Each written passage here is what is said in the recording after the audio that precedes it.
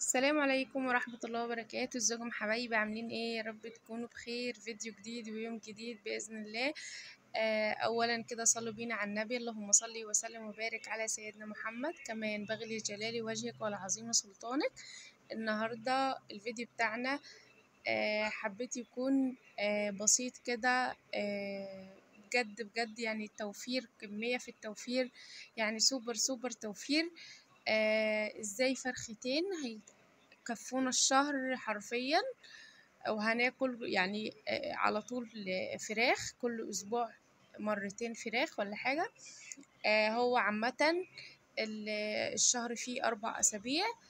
هنعمل من الفرختين 7 أكلات، يعني تقريبا كل أسبوع أكلتين. زي ما انتوا شايفين معايا الفراخ. عايزة اقول لكم ان الفراخ رخصت. السعر بتاعها نزل الكيلو ب70 جنيه. فانا الفراخ اللي معايا دي الوزن بتاعها كيلو 700 جرام. فالفرخة كانت قطعة، الفرختين مع بعض قاطعين 255 بالظبط. تمام. فزي ما انتوا شايفين، لا كبيرة ولا صغيرة، حلوة. بس ما شاء الله يعني رمت معايا كمية حلوة، والصدر بتاعها كان مليان. النهاردة هعملها. مش حابة ان انا بقى اشوي او اسلق. انا يعني زهقت من الطرق المعتادة. هعمل هطلع الصدور بتاعتها على جنب. الفرختين هطلع الصدر بتاعها كامل، عشان هنعمل بيه كل واحد هنعمل بيه وصفة مختلفة. بس ان شاء الله بقى في فيديو تاني برضو نفس النظام. هتكون الوصفة عن التوفير، ازاي تقدري ان انت تعملي اكلات بكمية وفيرة. فان شاء الله الفيديوهات الجاية كلها هيكون المحتوى بتاعي، بتاع الفيديوهات بتاعتي عامة، هيكون عن التوفير وازاي تطلعي كميات كبيرة بطرق مختلفة وبأفكار حلوة. يعني تبقى معاكي توفير جامد. انا عايزه اقول لكم يعني حاجه حلوه برضو، ان انتوا تاكلوا لحوم طول الشهر ب250 جنيه. يعني متخيلين بالنسبه للاسعار اللي احنا فيها؟ بس يعني الحمد لله ان الاسعار نزلت، ابتدت تنزل علشان خاطر الحر. زي ما انتوا عارفين ان الفراخ دي ما بتستحملش الحر، فموجة الحر الشديدة اللي احنا فيها اضطر ان الفراخ تنزل شوية. فكنصيحة مني يعني استغلوا نزول الفراخ. هي عامة هتنزل قبل النزول تاني. استغلوا الفترة دي وهاتوا كميات، ويعني حطوها في الفريزر. ان شاء الله هبقى اصور معاكم فيديو. انا برضو هجيب لي كمية كده زي ما كنت بجيب الاول لو تفتكروا. انا صورت معاكم كذا فيديو. بس انا الفيديوهات اللي انا صورتها ان انا مربياها في البيت. فانا الصراحة مش هربي دلوقتي لان موجة الحر شديدة جدا، فالفراخ ما بتستحملش. فانا هشتري يعني موصية كذا حد كده بيربيهم في البيت. عايزة اقول لكم ان الفراخ دي برضو تربية بيتي. انا زي ما انتوا عارفين عني ان انا ما بحبش اشتري الفراخ بتاعة المزارع، علشان يعني انا ببقى عارفة الفرق بين دي ودي. في ناس بتبقى يعني مش فارق معاها هو الفرق فيها، يعني بيكون واضح اللي عارفين او المجربين التربية البيتي عامة. تمام. فزي ما انتوا عارفين برضو ان انا ما بحبش انضف فراخ بره.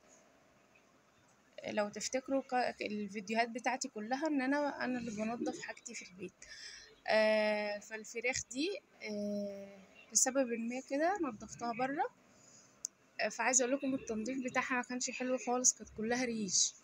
غلبتني بجد يعني. حتى لو لاحظتوا في اول الفيديو الفراخ برضو كان فيها ريش. فانا بما اني لسه هغسل مرة واتنين ومعظم الجلد هشيله وارميه، آه، مش ما غلبتش نفسي فيها قوي. تمام. ابتديت ان انا اقطع الفرختين زي ما انتوا شايفين كده. زي انا قلت لكم ان انا هطلع الصدور لوحدها وكل حاجة لوحدها. الاربع وراك بتوع الفرختين خليتهم زي ما انتوا شايفين معايا كده، وهعملهم على مرتين. مرة هعمل فيها شيش طاووق، ومرة هعمله كده زي كباب الحلة كده. اللي هي بتاعة كباب الحلة، وصفة كباب الحلة بتاعة اللحمة، بس بدل من اللحمة تبقى فراخ. عايزة اقول لكم كباب الحلة بالفراخ بيبقى وهم، بالذات بقى جنب شوية رز ريز وكده بيبقى تحفة. فانا قلت عايزة بقى اغير الروتين شوية كشوي وسلق. فنغير شوية بالنسبة لصدور الفراخ، هنعمل بيها زي ما قلت لكم وصفتين حلوين قوي، برضه هيبقوا سوبر سوبر في التوفير. وان شاء الله باذن الله ربنا بس ما يجيبش حاجه وحشه، وانا هصور معاكم الوصفتين دول. بصوا هشهيصكم كده في وصفات التوفير اليومين اللي جايين باذن الله. انا كده هاخد بقى الفراخ دي اغسلها واظبطها كويس قوي، علشان هبدا ان انا بقى ايه اقسمها واعينها في الفريزر. الصدور انا ما جيتش عليها، مش هعمل فيها اي حاجه خالص، عشان انا لسه مقررتش هعمل بيها ايه. تمام. انا عارفه يعني انا مقرره ان انا هعمل وصفتين، بس لسه مش عارفه التقطيع هتبقى ازاي يعني. تمام. لسه يعني مرتب بقى الوصفه هتبقى امتى وكده، فقلت لا احطهم كاملين زي ما هما، وما اجي اشتغل في الوصفه اقطع براحتي. بالنسبه لبقيه الفراخ اللي انا خليتهم اللي هم الشيش طاووق، قلت لكم هعملهم على اكلتين، نص كده ونص كده. هعمل نص كباب حلة ونص شيش طاووق. تمام. بالنسبة للكبد والقوانص لو تفتكروا وانا بخلي كان بينزل كده حتت من نسار اللحمة كده مكان الخلي، دي كلها انا جمعتها مع الكبد والقوانص، وفي يوم هعمل بيهم طاجن مكرونه بالكبد والقوانص زي بتاع اللحمه بتاع اللي هو محلات الكشري، بس ما دام اللحمه المفرومه بتبقى كبد وقوانص. عايزه اقول لكم بيبقى خطير. تاني حاجه الهياكل، اللي هي الهياكل اللي انا خليت منه الصدرين، انا ما خليتش ما طلعتش اللحمه كلها منه. لو ركزتوا في اول الفيديو انا سبت برضو فيه نسبه لحوم كده، عشان في يوم هبقى اعمله على نظام ايه صينيه بطاطس. بالنسبه للاجنحه دي هتتعمل بانيه.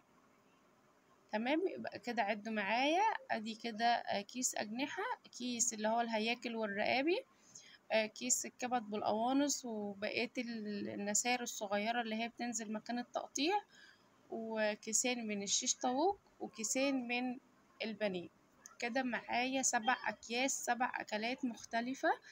وعلى فكرة الوصفات اللي في دماغي لصدور الفراخ هتعمل حوالي أكلتين أو 3 كمان، يعني شوفوا انت هتطلعوا من الفراخ كام أكلة.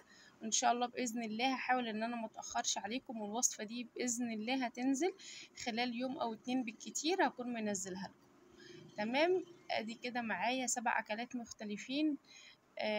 نتحدى الغلا ونتحدى الأسعار مع بعض.